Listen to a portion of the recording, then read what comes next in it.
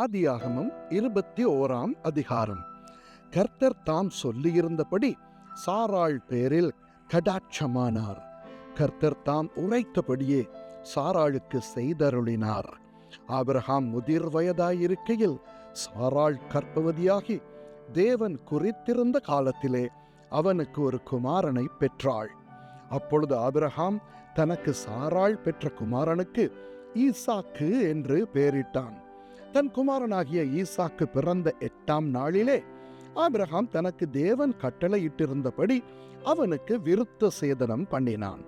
தன் குமாரனாகிய ஈசாக்கு பிறந்த போது ஆபிரகாம் 100 வயதாயிருந்தான்.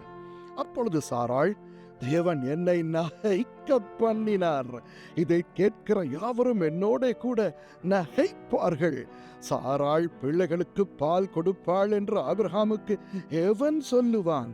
அவருடைய முதிர் வயதிலே அவருக்கு ஒரு குமாரனை பெற்றேனே என்றாள். பிள்ளை வளர்ந்து பால் மறந்தது.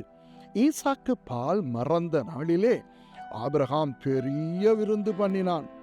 பின்பு எகிப்து தேசத்தாள் ஆகிய ஆகார் ஆபிரகாமுக்கு பெற்ற குமாரன் பரியாசம் பண்ணுகிறதை சாராள் கண்டு ஆபிரகாமை நோக்கி, இந்த அடிமை பெண்ணையும் அவள் மகனையும் புறம்பே தள்ளும்.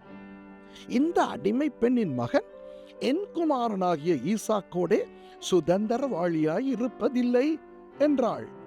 தன் மகனை குறித்து சொல்லப்பட்ட இந்த காரியம் ஆபிரகாமுக்கு மிகவும் துக்கமாய் இருந்தது. அப்பொழுது தேவன் ஆபிரகாமை நோக்கி, அந்த பிள்ளையையும் உன் அடிமை பெண்ணையும் குறித்து சொல்லப்பட்டது உனக்கு துக்கமாயிருக்க வேண்டாம். ஈசாக்கினிடத்தில் உன் சந்ததி விளங்கும். ஆதலால் சாராள் உனக்கு சொல்வதெல்லாவற்றையும் கேள். அடிமை பெண்ணின் மகனும் உன் வித்தாயிருக்கிறபடியால் அவனையும் ஒரு ஜாதியாக்குவேன் என்றார்.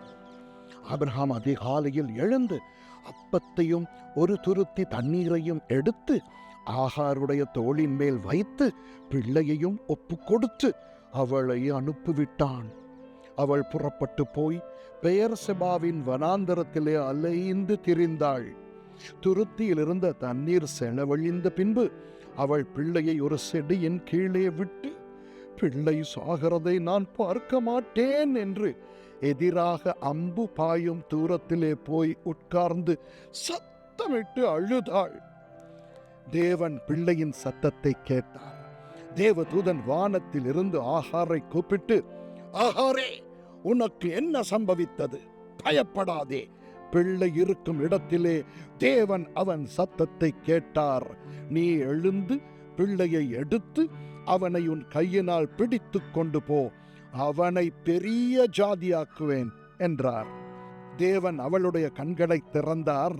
அப்பொழுது அவள் ஒரு தண்ணீர் துறவை கண்டு போய் துருத்தியிலே தண்ணீர் நிரப்பி பிள்ளைக்கு குடிக்க கொடுத்தாள். தேவன் பிள்ளையுடனே இருந்தார். அவன் வளர்ந்து வனாந்தரத்திலே குடியிருந்து வில்வித்தையிலே வல்லவனானான்.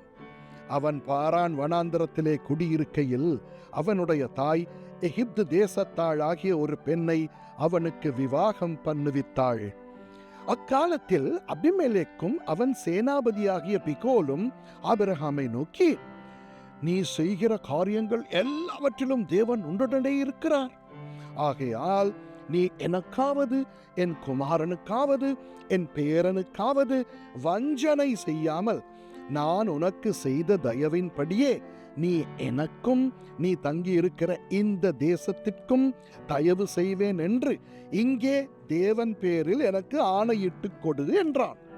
அதற்கு ஆபிரகாம், நான் ஆணையிட்டு கொடுக்கிறேன் என்றான். ஆனாலும் அபிமெலேக்குடைய வேலைக்காரர் கைவசப்படுத்தி கொண்ட துறவி நிமித்தம் ஆபிரகாம் அபிமெலேக்கை கடிந்து கொண்டான்.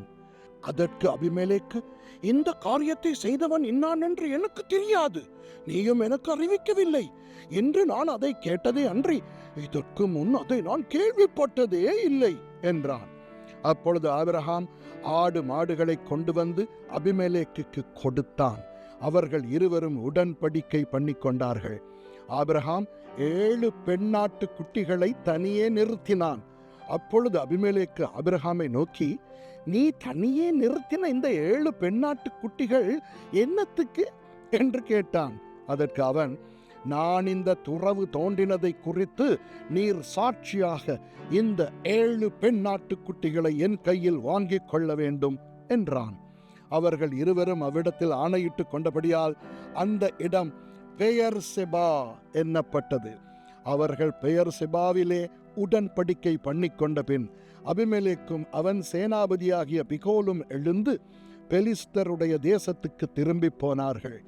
ஆபிரகாம் பெயர்செபாவிலே ஒரு தோப்பை உண்டாக்கி சதா காலமும் உள்ள தேவனாகிய கர்த்தருடைய நாமத்தை அவ்விடத்தில் தொழுது கொண்டான். ஆபிரகாம் பெலிஸ்தருடைய தேசத்தில் அநேக நாள் தங்கியிருந்தான். ஆமென்.